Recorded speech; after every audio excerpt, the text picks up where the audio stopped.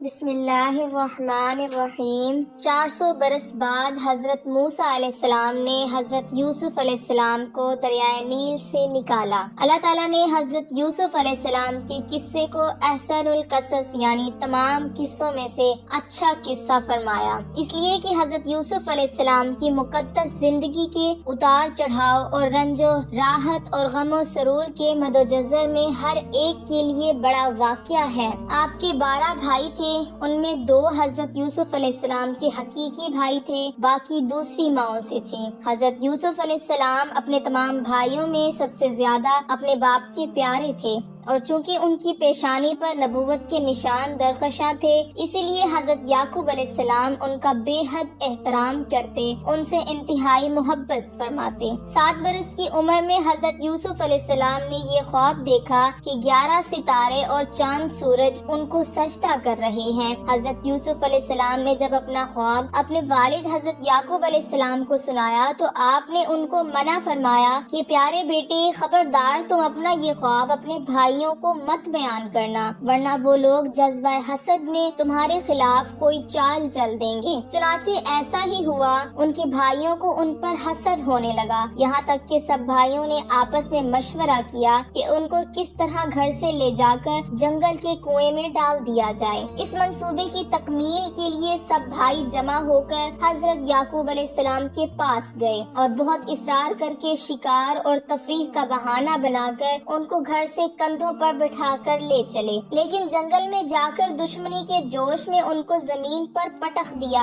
اور سب نے بہت زیادہ مارا۔ پھر ان کا کرتا اتار کر اور ہاتھ پاؤں باندھ کر گہرے اندھیرے کنویں میں ڈال دیا، لیکن فوراً ہی حضرت جبرائیل علیہ السلام نے کنویں میں تشریف لا کر ان کو غرق ہونے سے اس طرح بچا لیا کہ ان کو ایک پتھر پر بٹھا دیا جو اس کنویں میں تھا، اور ہاتھ پاؤں کھول کر تسلی دیتے ہوئے ان کا خوف دور کر دیا۔ حضرت یوسف علیہ السلام کے بھائی آپ کو کنویں میں ڈال کر آپ کے کرتے کو بکری کے خون سے لت پت کر کے اپنے گھر کو روانہ ہو گئے اور مکان کے باہر سے ہی چیخیں مار کر رونے لگے۔ حضرت یعقوب علیہ السلام گھبرا کر گھر سے باہر نکلے اور رونے کا سبب پوچھا کہ تم لوگ کیوں رو رہے ہو؟ کیا تمہاری بکریوں کا نقصان پہنچ چکا ہے؟ حضرت یعقوب علیہ السلام نے دریافت کیا کہ یوسف کہاں ہے؟ میں اس کو نہیں دیکھ رہا ہوں۔ تو بھائیوں نے روتے ہوئے کہا کہ ہم کھیلتے ہوئے دور نکل گئے۔ یوسف علیہ السلام کو اپنے سامان کے پاس بٹھا دیا تو ایک بھیڑیا آیا اور بھائی کو کھا گیا۔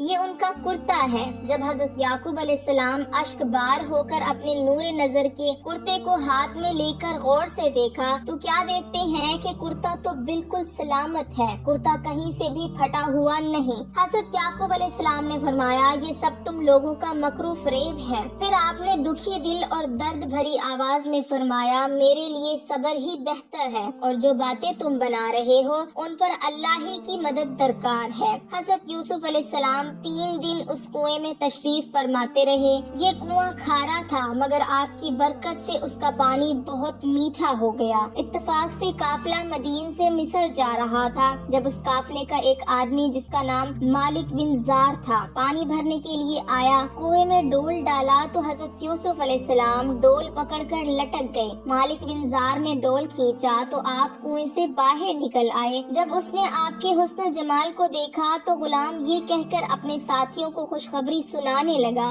حضرت یوسف علیہ السلام کے بھائی جو اس جنگل میں روزانہ بکریاں چرایا کرتے تھے، روزانہ کنویں میں جھانک کر دیکھا کرتے تھے۔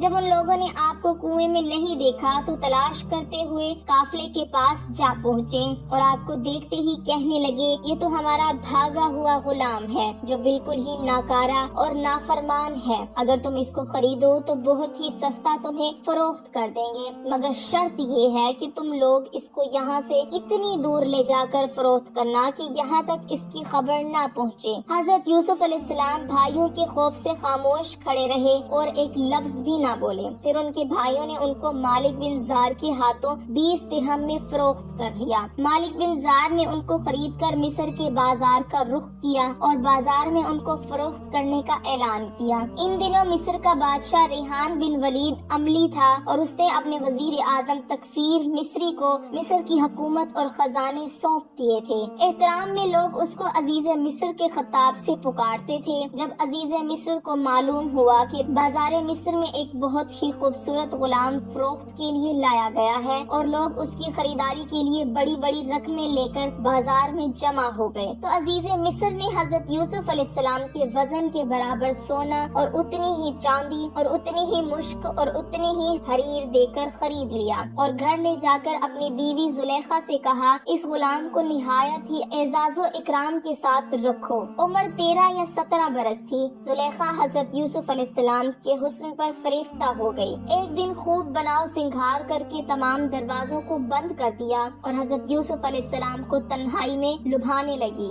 آپ نے نعوذ باللہ کہہ کر فرمایا، میں اپنے مالک عزیز مصر کے احسان کو فراموش کر کے ہرگز اس کے ساتھ کوئی خیانت نہیں کر سکتا۔ پھر جب خود زلیخا آپ کی طرف لپکی تو آپ بھاگ نکلے اور زلیخا نے دوڑ کر پیچھے سے آپ کا کرتا پکڑ لیا جو پھٹ گیا اور آپ کے پیچھے زلیخا دوڑتی ہوئی صدر دروازے پر پہنچ گئی۔ اتفاق سے ٹھیک اسی حالت میں عزیز مصر مکان میں داخل ہوا اور دونوں کو دوڑتے ہوئے دیکھ لیا۔ اس وقت زلیخا نے مکاری کی اور فوراً بولی، اس غلام کی سزا یہ ہے کہ اس کو جیل خانے بھیج دیا جائے اور کوئی دوسری سخت سزا دی جائے، کیونکہ اس نے تمہارے گھر والی کے ساتھ برائی کا ارادہ کیا۔ حضرت یوسف علیہ السلام نے فرمایا، عزیز مصر یہ بالکل غلط بیانی کر رہی ہے، اس نے خود مجھے لبھانے کی کوشش کی، میں بھاگا تو اس نے میرا پیچھا کیا۔ عزیز مصر دونوں کا بیان سن کر حیران رہ گیا، بولا، اے یوسف، میں کس طرح یقین کر لوں کہ تم سچے ہو؟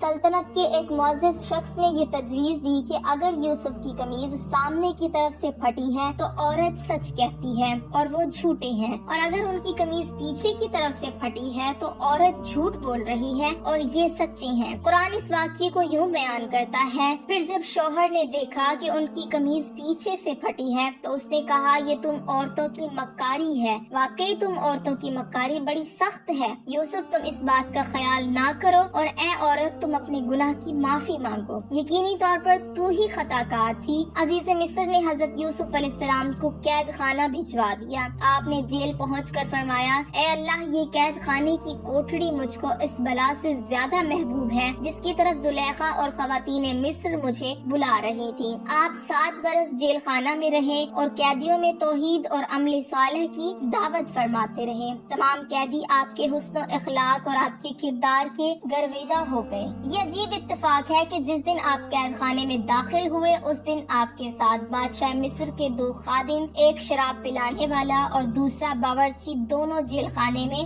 داخل ہوئے۔ دونوں پر الزام تھا کہ انہوں نے بادشاہ کے کھانے میں زہر ملایا ہے۔ ان دونوں نے جیل میں خواب دیکھا۔ دونوں نے اپنا اپنا خواب حضرت یوسف علیہ السلام سے بیان کیا، جس کی تعبیر حضرت یوسف علیہ السلام نے بیان کی، جو 100% صحیح ثابت ہوئی۔ پہلے کا خواب یہ تھا کہ میں نے دیکھا ہے کہ میں شراب کا رس نچوڑ رہا ہوں۔ اس کی تعبیر حضرت یوسف علیہ السلام نے کچھ یوں بتائی کہ تم الزام سے بری ہو جاؤ گے اور دوبارہ اپنے عہدے پر بحال ہو کر اپنے مالک کو شیرہ پہناؤ گے۔ دوسرے کا خواب یہ تھا کہ میں نے دیکھا میں اپنے سر پر روٹی اٹھائے ہوئے ہوں اور اسے پرندے کھا رہے ہیں۔ حضرت یوسف علیہ السلام نے اس خواب کی تعبیر بیان کی کہ تمہیں سولی پر لٹکا دیا جائے گا اور تمہارے سر کو پرندے نوچ نوچ کر کھائیں گے۔ چنانچہ ایسا ہی ہوا، ایک ساتھی بری ہو گیا اور باورچی کو سزائے موت ہو گئی۔ قید خانے میں آپ کا نام معبر یعنی تعبیر دینے والا مشہور ہو گیا۔ اسی دوران مصر کی بادشاہ اعظم نے بھی خواب دیکھا کہ 7 موٹی تازی گائے ہیں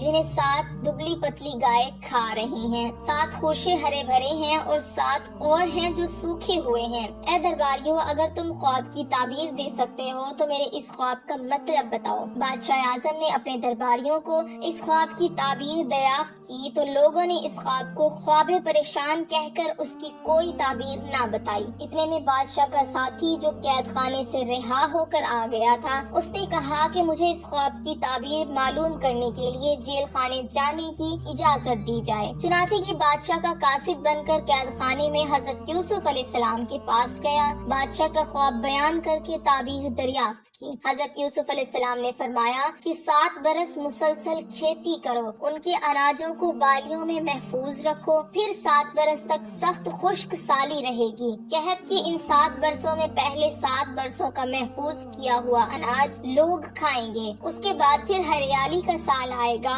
قاصد نے واپس جا کر بادشاہ سے اس خواب کی تعبیر بتائی۔ بادشاہ نے کہا اسے جیل خانے سے نکال کر میرے دربار میں لاؤ۔ قاصد رہائی کا پروانہ لے کر جیل خانے میں پہنچا تو آپ نے فرمایا پہلے زلیخا اور دوسری عورتوں کے ذریعے میری بے گناہی اور پاک دامنی کا اظہار کرایا جائے، اس کے بعد ہی جیل سے باہر نکلوں گا۔ چنانچہ بادشاہ نے اس کی تحقیقات کرائی تو تحقیقات کے دوران زلیخا نے اقرار کیا کہ میں نے خود ہی حضرت یوسف علیہ السلام کو پھسلایا تھا، خطا میری تھی۔ حضرت یوسف علیہ السلام سچے اور پاک دامن ہیں۔ اس کے بعد بادشاہ نے حضرت یوسف علیہ السلام کو دربار میں بلا کر کہا آپ ہمارے دربار کے معزز ہیں۔ قید سالی کے بعد یہ مشورہ ہوا۔ حضرت یوسف علیہ السلام نے کہا آپ زمین کے خزانے کے انتظامی امور اور حفاظتی نظام کے انتظام پر میرا تقرر کر دیں، میں پورے نظام کو سنبھالوں گا۔ حضرت یوسف علیہ السلام کی وفات کے وقت آپ کی عمر 100 برس تھی۔ حضرت یوسف علیہ السلام کو سنگ مرمر لکڑی کے صندوق میں ڈال دیا گیا